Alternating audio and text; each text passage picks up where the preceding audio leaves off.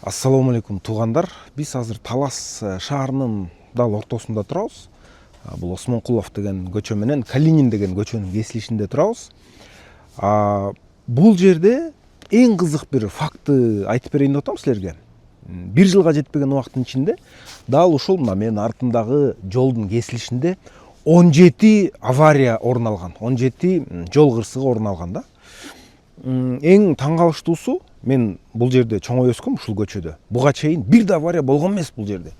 Эмнеге туруп эле бир эле учурда кескин авариялар көбөйүп кетти деген суроо жаралат да, албетте.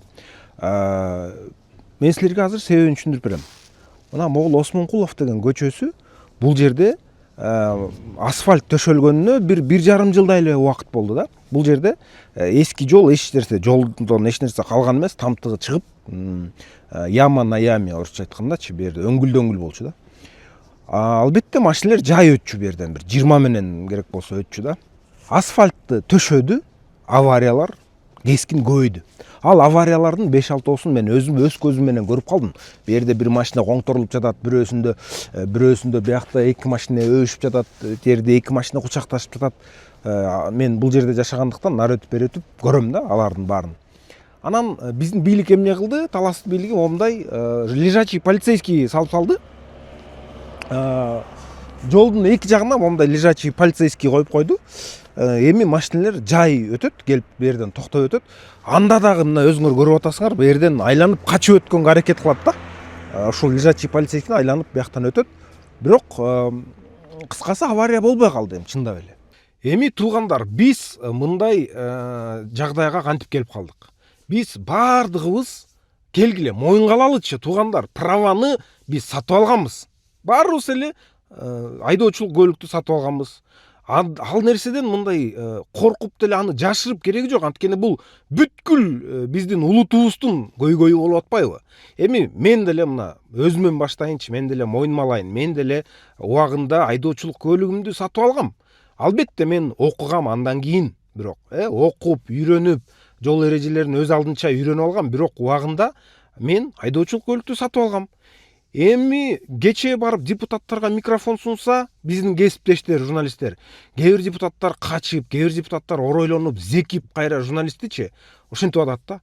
Бир эле депутат, мен байкашымча, Жаныбек Абиров деген жигит эртеси күнү өзүнүн сторисине пост жарыялап айтты да, мен да чындап эле мойнума алам, билбей калдым. Бүгүнкү күндөн баштап бирок мен ушу үйрөнөм, катуу киришем деп өзүнө ушинтип жазды да. Эми бардыгыбыз ошондой болушубуз керек. Бардыгыбыз мойнубузга алышыбыз керек. Биз жол эрежелерин билбейбиз туугандар. Төө ашууда жыл сайын, кар түшкөн сайын пробка, 14 сааттык пробка. Эми жыл сайын бул мындай мыйзам ченемдүү көрүнүшкө айланган да. Эмне себептен? Встречкага чыгып алат айдоочулар. Бир айдоочу эмес, эки айдоочу эмес. Полный чыгып алат. Турат ошол жерде анан 14 саат. Эми бул акылдын жоктугу, бул айдоочулук көлүктөгү ошол айдоочулук көлүк берген тармактын коррупцияга бечелинен батып калгандыгынан кабар берет да туугандар. Эми президент эмне кылам деп атат? Ошол тармакты реформа кылам деп бел байлап атат. Реформа деген нерсе дайым нааразылык менен коштолот. Реформа деген реформага каршы чыккандар болот. Ал кызыл чеке талаш менен коштолот дайым. Реформа кылам деген адамдын айланасында, ошол реформа кылып аткан тармак, ошол теманын айланасында талкуулар жүрөт. Ал тескерисинче бир адам мен реформа кылдым деп, бирок анын айланасында талкуу жүрбөсө, анда ал реформа болгон эмес чындыгында. Чыныгы реформа жүргөн эмес. Ал косметический реформа болуп койгон да демек. Эми буга чейинки президенттер эмнеге бул реформага бара алган эмес, барышкан эмес? Анткени реформатор бир нерседен ажырайт. Дайым бул дагы мыйзам ченемдүү көрүнүш. Реформатор өзүнүн рейтинги төмөндөйт. Бул бардык дүйнөдөгү реформаторлордун тарыхын окуп көрсөңөр, аны бир дагы убагында болгон эмес, чыгып колдогондор аз болгон да, эми болгон, бирок мисалы үчүн ошол эле мына бардыгыбыз жакшы көргөн Саакашвилини, Грузия, биздин саясатчылардын бардыгы реформа деген сөздүн жанына Грузия деп дайым айтып келишет. Грузияда туугандар, Саакашвили бир күндө 16 000 ГАИ кызматкерин жумуштан алган, милиционерди. Мына реформа деген ушундай болот.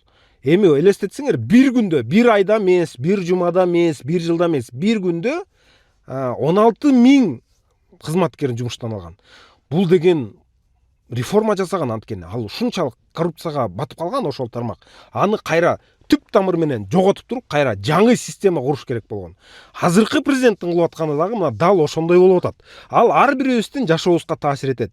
Эми мага деле жакпайт, оңай окугум менин деле келбейт, бирок бул адам өмүрү турат, туугандар. Эң негизги маселе бул жерде жол кырсыгы, бул адам өмүрүн алып аткан кырсык. Биз кыргыздар и так азбыз да. Согуш болбой жатып эле кырылып калдык ушул жол кырсыктарынанчы.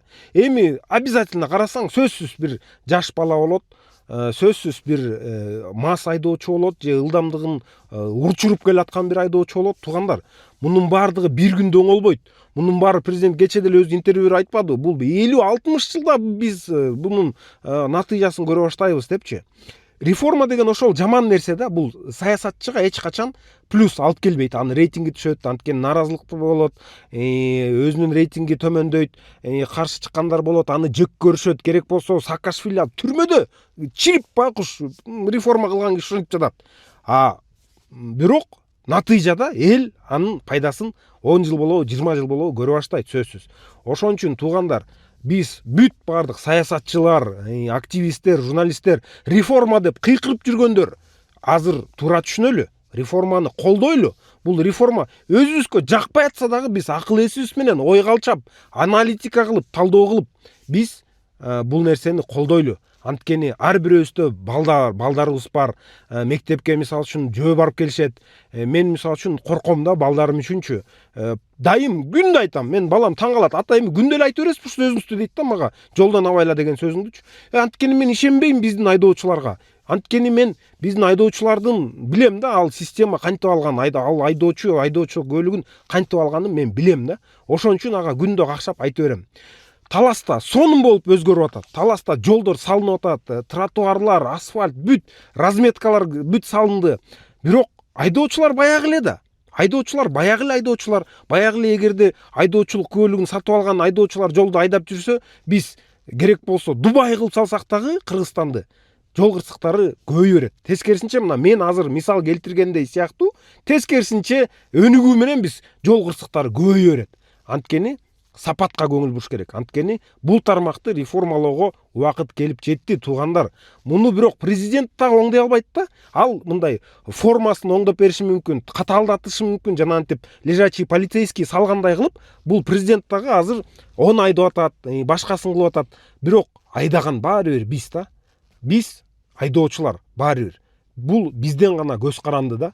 Өзүбүз жоопкерчиликтүү мамиле кылалы, өзүбүз жол белгилерин ар бирөөбүз үйдөн кайра бир сыйра жаттайлы, жолдон баратканда дагы көңүл буруп, кой, бул деген мен 1,5, 2,5, 3,5 тонналык мен бир көлүктү айдап баратам деп бир жоопкерчиликтүү мамиле кылалы ушул нерсеге, туугандар. Анан кыйналсак дагы бул тармакты мына сөзсүз түрдө реформалаш керек.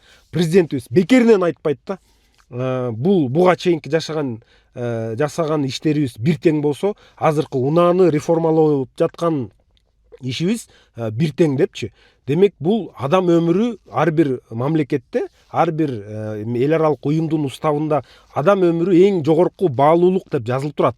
Ошон үчүн адам өмүрү биз үчүн маанилүү болуш керек, туугандар. Ошон үчүн ошол адамдын өмүрүнө аманатка берилген бизге баягы нерсеге Кудай Тааламдан биз жоопкерчиликтүү мамиле кылалы, президентти мындай эмоцияга алдырбай кызыл чекке талаш кылсак кылалы, бирок түпкүрүндө мунун ниети кандай экенин, бул кандай жакшы нерсеге алып келерин, кандай жакшы жыйынтык берерин биз дагы ал жагын дагы ойлонуп түшүнүп, анан кийин баягы өзүбүздүн пикирибизди жазганга аракет кылалы, туугандар. Ошон үчүн мени узак сүйлөп койдум, өтө эле кечирим сурайм. Мени түшүнгөндөр да болот болуш керек, колдогондор да болот болуш керек деп мен терең ишенем.